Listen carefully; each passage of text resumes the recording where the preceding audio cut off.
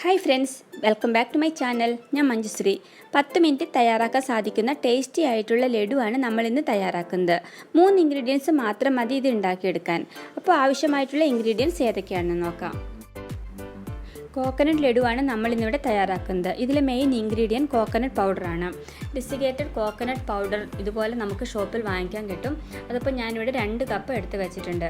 ഈ പേര് കേൾക്കുമ്പോൾ ഇതൊരു വലിയ സംഭവമാണെന്നൊന്നും വിചാരിക്കേണ്ട. ഡെസിക്കേറ്റഡ് കോക്കനട്ട് പൗഡർ എന്ന് പറയുന്നത് നമ്മുടെ വീട്ടിലുള്ള കൊപ്ര തന്നെയാണ്, കൊപ്രാപ്പൊടിയാണ്. ആ കൊപ്രയുടെ പുറത്തുള്ള ബ്രൗൺ പാട്ടൊന്ന് ചെത്തി കളഞ്ഞിട്ട് അകത്തുള്ള വൈറ്റ് പാട്ട് മിക്സിക്കകത്തൊന്ന് അടിച്ചെടുത്താൽ മതി. നമുക്ക് ഇതേപോലത്തെ നല്ല പൗഡർ കിട്ടും.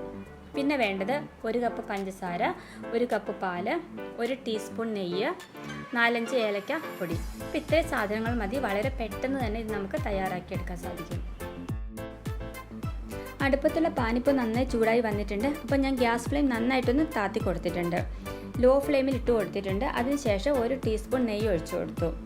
എന്നിട്ട് അതിലേക്ക് നമുക്ക് എടുത്ത് വെച്ചിട്ടുള്ള കോക്കനട്ട് പൗഡർ ചേർത്ത് കൊടുക്കാം. 2 കപ്പ് കോക്കനട്ട് പൗഡറാണ് എടുത്ത് വെച്ചിട്ടുള്ളത്. ഏകദേശം 200 ഗ്രാം കോക്കനട്ട് പൗഡർ ഉണ്ട്. അപ്പോൾ അത് ചേർത്ത് കൊടുക്കാം. എന്നിട്ട് നമുക്ക് നന്നായിട്ട് ഈ നെയ്യും ഈ കോക്കനട്ട് പൗഡറും കൂടെ നന്നായിട്ടൊന്ന് മിക്സ് ചെയ്തെടുക്കാം. ഒരു കാര്യം ശ്രദ്ധിക്കേണ്ടത് ഗ്യാസ് ഫ്ലെയിമാണ്. ഗ്യാസ് ഫ്ലെയിം ലോയിൽ തന്നെ വെച്ച് കൊടുക്കണം, അല്ലെങ്കിൽ ഈ കോക്കനട്ട് പൗഡർ പെട്ടെന്ന് തന്നെ അങ്ങോട്ട് കരിഞ്ഞു പോകും. നന്നായിട്ട് മിക്സ് ചെയ്ത് കൊടുക്കുക. ഒരു 2-3 മിനിറ്റ് സമയം എടുത്ത് നമുക്ക് നന്നായിട്ടൊന്ന് മിക്സ് ചെയ്ത് കൊടുക്കാം. നെയ്യും കോക്കനട്ട് പൗഡറും നന്നായിട്ട് മിക്സ് ആയിട്ടുണ്ട്. നല്ലൊരു അരോമ എനിക്ക് കിട്ടുന്നുണ്ട്. അപ്പോൾ ഈ സമയത്താണ് നമ്മൾ മിൽക്ക് ചേർത്ത് കൊടുക്കുന്നത്. 1 കപ്പ് മിൽക്കാണ് ചേർത്ത് കൊടുക്കുന്നത്. ഏകദേശം 240 ml മിൽക്ക് ഉണ്ട്. അപ്പോൾ അതുകൂടെ ചേർത്ത് കൊടുത്ത് നന്നായിട്ടൊന്ന് മിക്സ് ചെയ്ത് കൊടുക്കണം. ഈ മിൽക്കിൽ കിടന്നിട്ട് ഈ കോക്കനട്ട് പൗഡർ ചെറുതായിട്ടൊന്ന് സോഫ്റ്റായിട്ട് വരണം. ഇപ്പോൾ കോക്കനട്ട് പൗഡർ നന്നായിട്ട് സോഫ്റ്റായിട്ട് വന്നിട്ടുണ്ട്. പാല് മുഴുവനും കോക്കനട്ട് പൗഡർ അബ്സോർവ് ചെയ്തിട്ടുണ്ട്. അപ്പോൾ ഈ ഒരു ടെക്സ്ചറാണ് നമുക്ക് വേണ്ടത്. നമുക്ക് നന്നായിട്ടൊന്ന് മിക്സ് ചെയ്ത് കൊടുക്കാം. 1 കപ്പ് പാലാണ് ഞാൻ ഒഴിച്ചത്. കൂടുതൽ പാൽ ഒഴിച്ചിട്ടുണ്ടെങ്കിൽ അത് കുഴഞ്ഞു പോകും. അപ്പോൾ ഈ ടെക്സ്ചർ തന്നെ ഉണ്ടാക്കിയെടുക്കാൻ നിങ്ങൾ ശ്രദ്ധിക്കുക. എന്നിട്ട് അതിലേക്ക് നമുക്ക് പഞ്ചസാര ചേർത്ത് കൊടുക്കാം. പഞ്ചസാര 1 കപ്പാണ് എടുത്ത് വെച്ചിട്ടുള്ളത്. 200 ഗ്രാം പഞ്ചസാരയാണ് ഞാനിവിടെ എടുത്തിട്ടുള്ളത്. പഞ്ചസാര കൂടെ ചേർത്ത് നന്നായിട്ട് മിക്സ് ചെയ്യുക.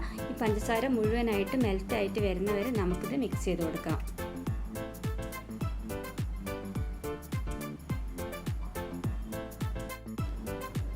ഇപ്പോൾ പഞ്ചസാര നന്നായിട്ട് മിക്സായിട്ട് വന്നിട്ടുണ്ട്. ഈ പാനിൽ നിന്ന് നമുക്ക് ഈ മിക്സിന് ഇങ്ങനെ വിട്ട് കിട്ടുന്ന ഒരു പരുവാകുമ്പോൾ നമുക്കിതിലേക്ക് പൊടിച്ച് വെച്ചിട്ടുള്ള ഏലക്കപ്പൊടി ചേർത്ത് കൊടുക്കാം.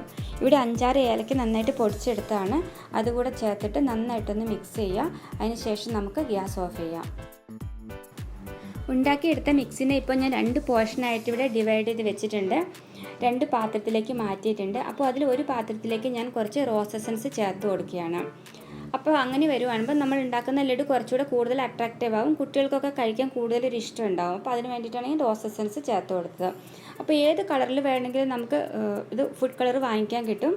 അപ്പോൾ അത് ഉപയോഗിച്ചിട്ട് നമുക്ക് ഇഷ്ടമുള്ള കളറിൽ തന്നെ ഇത് ഉണ്ടാക്കിയെടുക്കാൻ സാധിക്കും. അപ്പോൾ കുറച്ചുകൂടെ ചേർത്ത് കൊടുക്കണം. അപ്പോഴാണ് ഒരു കളർ വന്നിട്ടില്ല എന്ന് തോന്നി. കുറച്ചുകൂടെ ചേർത്ത് കൊടുത്തിട്ട് ഒന്നുകൂടെ നന്നായിട്ടൊന്ന് മിക്സ് ചെയ്ത് കൊടുക്കുക.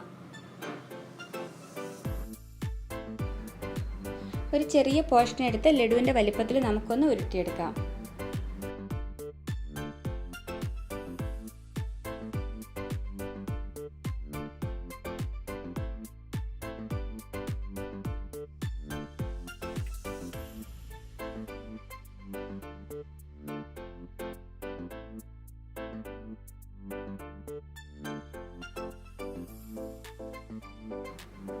എന്നിട്ട് ഇത് നമുക്ക് കോക്കനട്ട് പൗഡറിലൊന്ന് റോൾ ചെയ്തെടുക്കാം.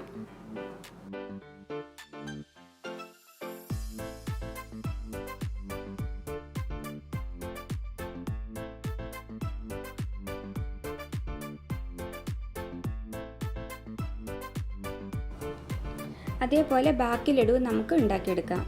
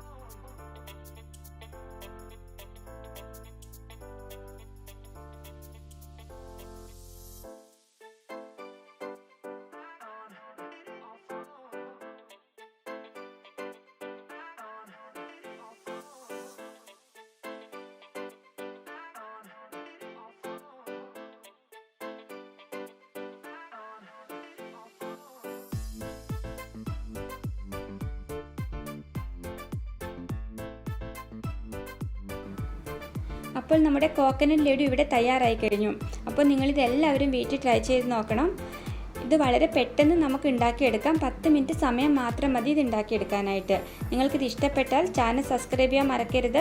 അതോടൊപ്പം അടുത്ത് കാണുന്ന ബെൽ ബട്ടൺ കൂടി ഒന്ന് പ്രസ് ചെയ്യണം. എന്നാലാണ് പുതിയ വീഡിയോകളുടെ നോട്ടിഫിക്കേഷൻസ് നമ്മൾക്ക് കിട്ടുകയുള്ളൂ. അപ്പോൾ ലൈക്ക് ചെയ്യുക, ഷെയർ ചെയ്യുക, കമൻറ്റ് ചെയ്യുക. അടുത്ത ദിവസം മറ്റൊരു നല്ല വീഡിയോ ആയിട്ട് വീണ്ടും കാണാം. അതുവരേക്കും ബൈ ബൈ.